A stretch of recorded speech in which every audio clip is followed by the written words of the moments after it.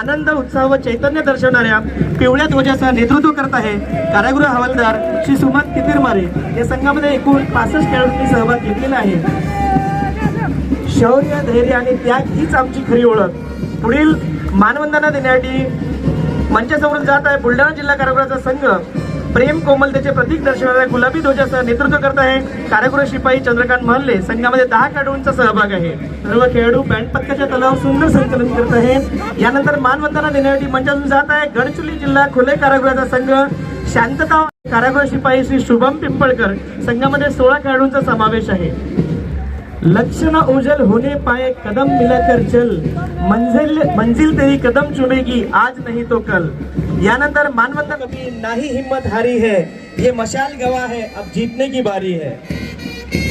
आजच्या या कारागृह विभागीय क्रीडा स्पर्धेचे प्रमुख अतिथी सन्माननीय श्री सिंगल साहेब पोलीस आयुक्त नागपूर यांनी क्रीडा ज्योतीचे प्रज्वलन आपल्या शुभ हस्ते करावे अशी विनंती. याचा हा अखंड स्रोत मैदानावर अवतरला आहे. क्रीडा ज्योतीच्या रूपाने नवा उत्साह संचारला आहे. घेऊन शपथ खेळाची खिलाडू वृत्ती झोपवूया, या ज्योतीच्या साक्षीने यशाचे शिखर गाठूया. सत्कार करावा ही विनंती.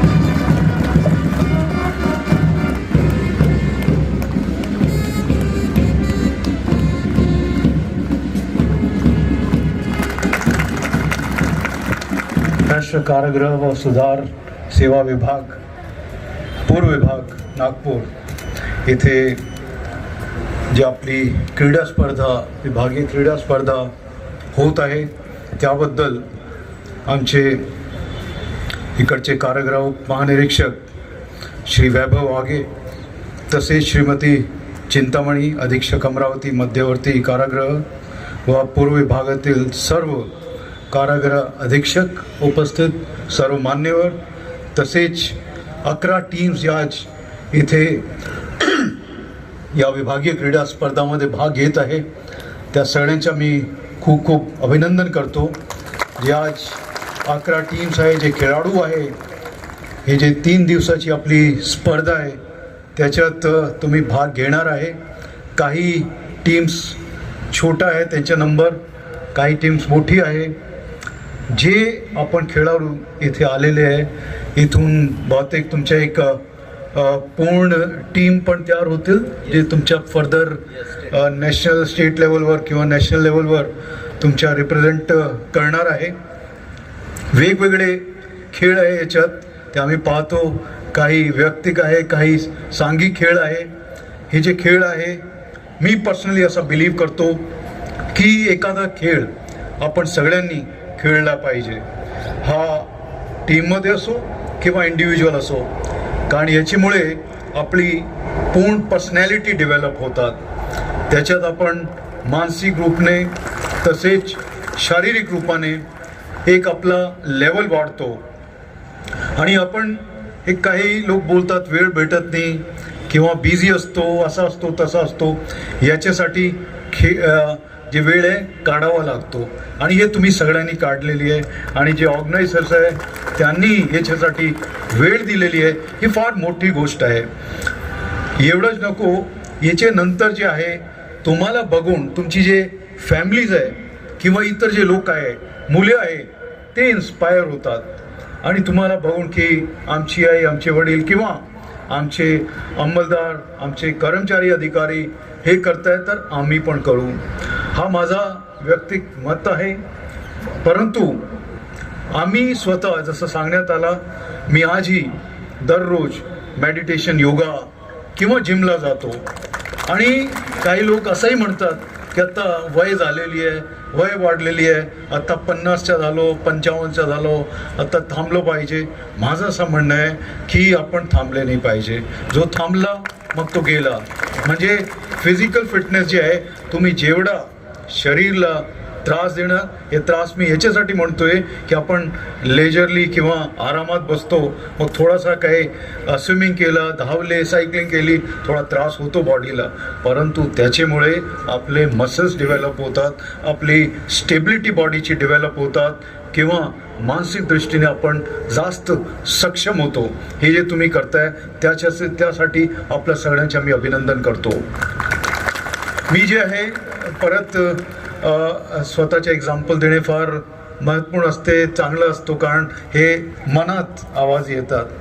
जे सांगण्यात आला की आयर्नमॅन आहे, आयर्नमॅन फार डिफिकल्ट स्पर्धा आहे आणि याच्यात तुम्हाला जवळपास 226 किलोमीटरची ॲक्टिव्हिटी असतात आणि 226मध्ये 4 किलोमीटर तुम्हाला स्विमिंग करावा लागतो आणि ते ओपन सीमध्ये, जे ओपन वॉटर असतो त्याच्यात, आणि आपली जे स्विमिंग पूलची स्विमिंग जे असतात किंवा असे समुद्रात जे स्विमिंग आहे याच्यात भरपूर अंतर आहे.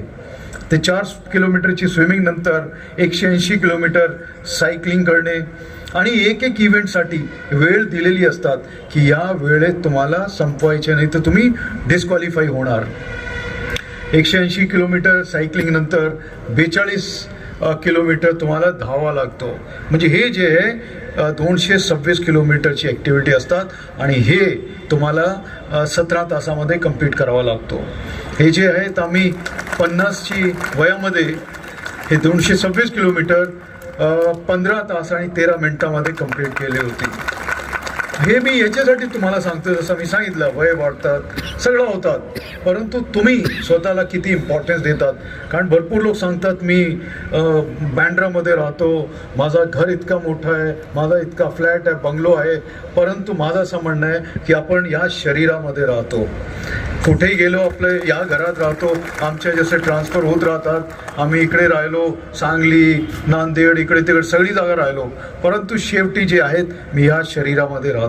मग याची रिस्पेक्ट करणे, याला हेल्दी ठेवणे ही आपली जिम्मेवारी आहे. आपल्यासाठी कोणी व्यायाम करणार नाही, आपल्यासाठी कोणी वेळ काढणार नाही. तर ही जे महत्त्वपूर्ण गोष्टी आहे हे तुम्ही करताय आणि हे युनिफॉर्म डिपार्टमेंटमध्ये एक चांगली गोष्ट आहे. आपण जे आहे हे जे खेळ करतो, ऑर्गनाईज करतो, टीम इव्हेंट्स करतो, याच्यामुळे आपण जे सक्षम आणि जे अपेक्षा पण आहे युनिफॉर्ममध्ये जे लोक आहे, अधिकारी कर्मचारी जे आहे ते फिट दिसले पाहिजे, फिट राहिले पाहिजे, याच्यासाठी आपण हे टीम्स, गेम्स वगैरे असे विभागीय क्रीडा स्पर्धा किंवा इतर स्पर्धा ऑर्गनाईज करतो. तर तुम्ही, माझी एक विनंती राहील सर्वांना की तुम्ही हे सोडू नका, जरूर याच्यात भाग घेत राहा आणि स्वतःला अजून सक्षम करा, अजून स्ट्रॉंग करा. आणि आपली जे याशिवाय जे आपण जे सेवा देत आहे ह्याबद्दलही तुमच्या सगळ्यांच्या मी कौतुक करतो. कारण आज युनिफॉर्म सर्व्हिसमध्ये जे काम करताय ते भरपूर स्ट्रेस आहे, भरपूर टेन्शन आहे, हे राहणारच, परंतु या सगळी गोष्टीला आपण तोंड देऊन जसे पुढे जातोय, मला माहिती आहे की फार चॅलेंजिंग जॉब आहे तुमच्या.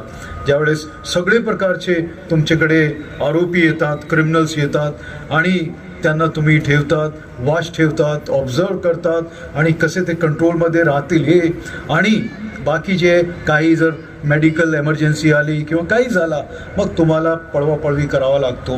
हे सगळी गोष्टी तुम्ही करताय आणि ही जे आहे अजून सक्षम रीतीने तुम्ही करू शकणार जर तुम्ही असे स्पोर्ट्समध्ये भाग घेत राहिले तर. तुम्ही फार चांगलं काम करताय. कारण आम्ही आपले जे DIG साहेब आहे, आपले वैभवजी यांच्याशी आम्ही नेहमी आमची दर महिन्याला एक मीटिंग पण होतात किंवा अधूनमधून आमची भेट होत राहतात आणि यांच्याकडून आम्हाला माहिती मिळत राहतात की फार चांगलं काम चालू आहे. सगळ्यांची वॉच राहतात आपल्याकडे, मीडियाची वॉच राहतात आपल्यावर, ह्युमन राईट्सची वॉच राहतात आपल्यावर, शासनाची वॉच राहतात, आम्ही सिनियर जे ऑफिसर्स आहेत सगळ्यांची वॉच आमचे सगळ्यांवर असतो.